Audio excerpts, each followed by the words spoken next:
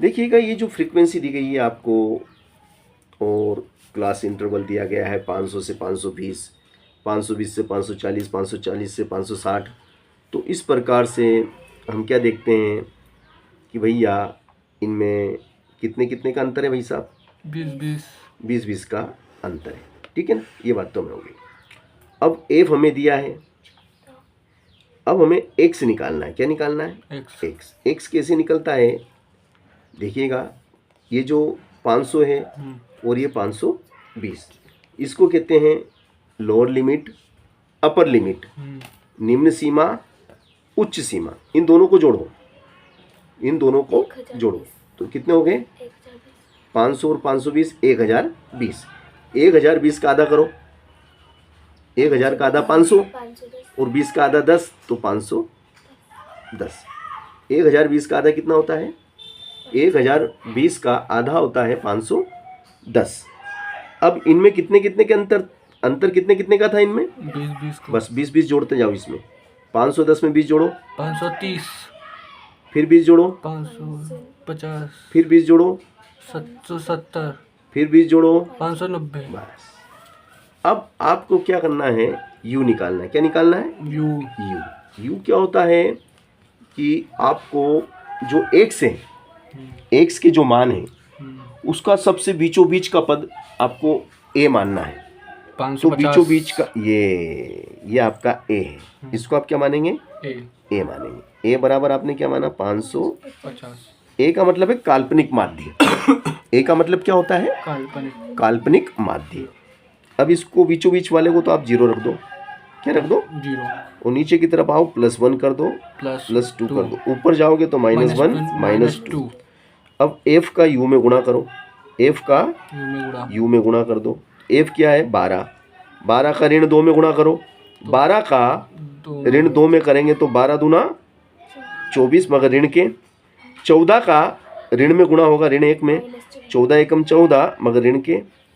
8 का गुणा 0 में होगा, मगर 0। 6 का धन 1 में करेंगे तो 6 एकम 6, मगर धन के। 10 का 2 में करेंगे 10 दूना 20, मगर धन के।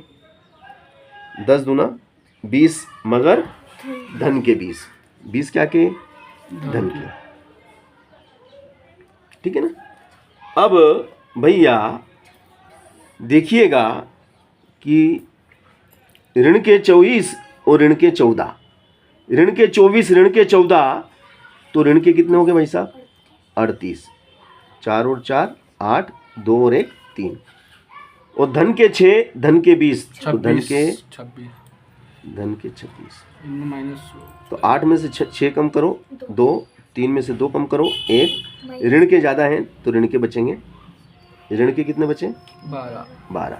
ये ऋण के बचेंगे भैया, क्योंकि ऋण के ज़्यादा हैं तो जो निशान ज़्यादा होता है उसी का बचता है ना। अब इधर एफ को भी जोड़ लो। 6 और 4 10, 10 और 8 18 और 2 20 की 0 हासिल 2 और 1 3 और 1 4 और 1 5। ठीक है ना। अब आपको क्या करना है कि भैया सूत्र लगाना है।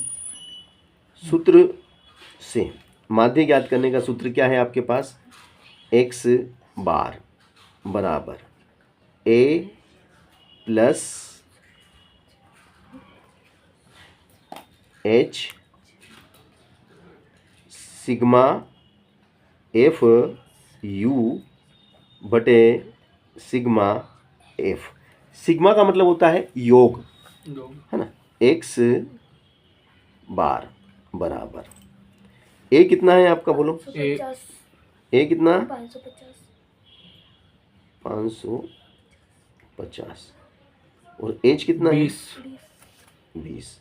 सिग्मा एफ यू कितना है? सिग्मा एफ यू 12 ऋण के 12। और सिग्मा एफ कितना है? 50। ये 0 से 0 कट गई, तो x बार 550। देखो ये प्लस का है और ये माइनस का, और बीच में क्रॉस, तो गुणा। प्लस माइनस गुणा, प्लस माइनस का गुणा माइनस होता है क्योंकि अलग अलग निशान है। असमान, हम्म, असमान निशान है, ये प्लस का ये माइनस का, तो असमान हुए, एक जैसे नहीं है, तो उनका गुणा ऋण होता है।